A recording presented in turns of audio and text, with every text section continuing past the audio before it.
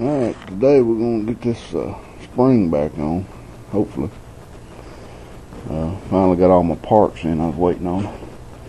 Ended up, go ahead and order me some new shackles because my bushings wouldn't fit in the old shackles I had.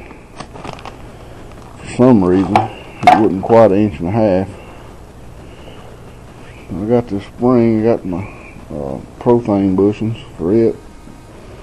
Went ahead and got this one in. It's 1 3/4 on the big end.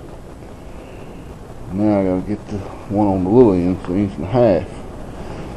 So I was going to show a little bit of the process that I've found. I'm sure there's easier ways of doing it. But the first thing you want to do is get you some sandpaper. I just happen to have some 320 grit wet dry on hand. Probably could get by with a little coarser, or wouldn't go very much finer because of all the rust in there. It just fills up the sandpaper. I'll show you the one I used on the big end a while ago, and it pretty much, fills them up. Basically what I do is I roll it up in a tube, and where to fit in the hole, stick it in the hole, and then I take my fingers, stick in there, and I have to reposition this thing. Alright, so on this spring hanger, on the spring guy, I'm going to lay it down. I'm going to get a little bit of mess on the paint, probably end up repainting it. Make this a little tighter. Not quite as big as the other one. Just want to get that rust out of there. Best you can. You can probably use a flapper wheel. If you had one, probably a lot quicker than a flapper wheel on the drill. So it fills them in pretty quick. So what you can do then is just roll it the other way. Have a fresh surface. Check it every now and then. Make sure it's getting smooth. It's ready to turn over.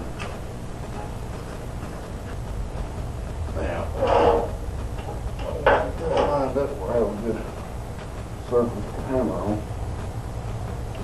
I'm going to take one without the end in.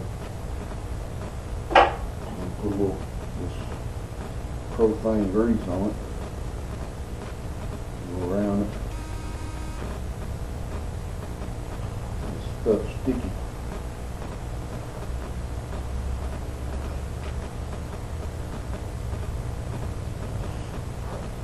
And it's tight. And beat it on it. And actually that went in a lot easier than that big one did. Now,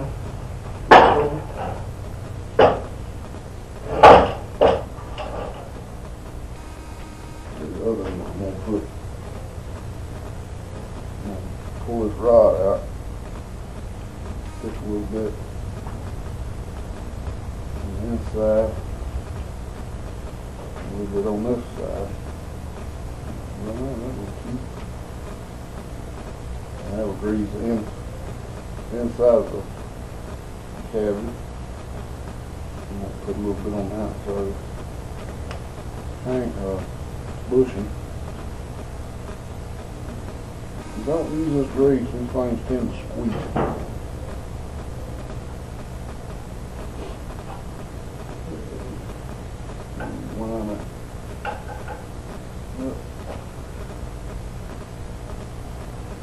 It's a little tight going in because it compresses that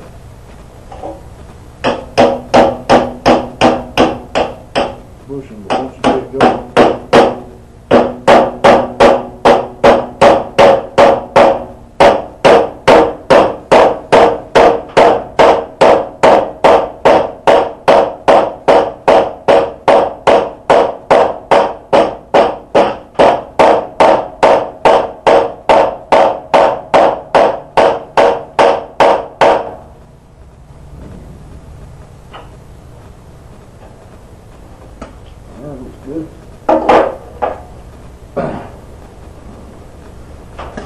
Now the springs are ready.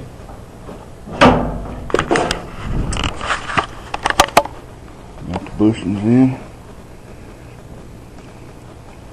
Center pieces in. So now we're ready to put our shackle on. And I was hoping that these older shackles that I had would work, because I got the bushings, the propane bushings for them. These come with rubber bushings, and they don't look near as beefy as these other shackles did. I guess that worked. Make sure just make sure they fit. Repaint the heck out of this spring. It's gonna be a tight fit for sure. They will fit. I'll take a little bit of nudging to get it in there now. We'll make sure we got the shackle going in the right direction. So obviously it goes on there like this. Right. And it goes in there like so. Oh, I think there's corroded up too. So I'm going to take my hammer and knock that in there, get that bolt in place, and then we'll be ready to set this spring back on the pad and hook it up. I'll have to adjust my jack a little bit because it's come down. And so I'll show you what it looks like when we get it the shackle mounted.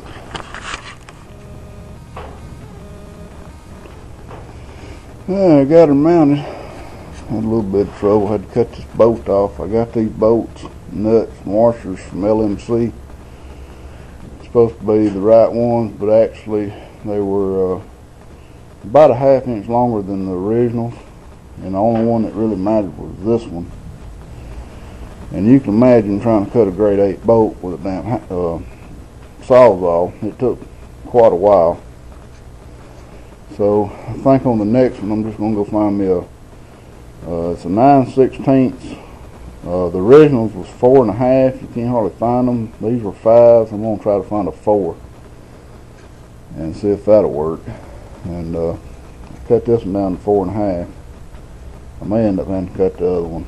These things are hard to find. Tractor Supply don't carry 4½, and Ace Hardware don't carry them, but you can see it kind of stick out in there.